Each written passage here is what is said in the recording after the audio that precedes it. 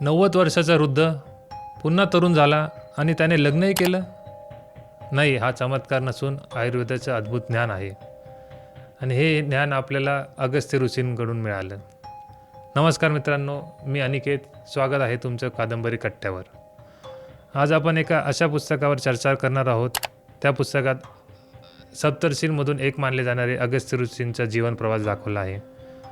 आपल्याला माहिती आहे भरपूर दंतकथा, जसं की अगस्त्य ऋषींनी समुद्रप्राशन केलं, विंध्याचल पर्वत झुकवला, कायाकल्प विधी केला, पण याच्या मागे नक्की काय ज्ञान होतं हे आपल्याला कळत नाही. याचा शब्दशः अर्थ आपण घेता कामा नये.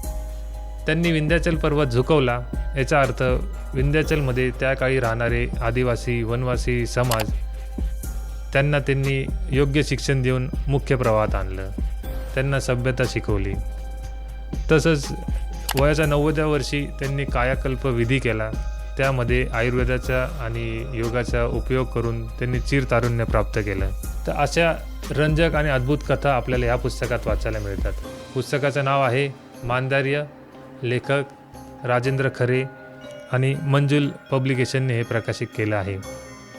तर तुम्हाला अगस्त्य ऋषींची कोणती कथा ही तुम्हाला आश्चर्यकारक वाटते हे नक्कीच कमेंटमधून मला सांगा. तर भेटूया अशाच नवीन पुस्तकांची गप्पा मारण्यासाठी पुढच्या व्हिडिओमध्ये. तोपर्यंत वाचत राहा, विचार करत राहा. धन्यवाद.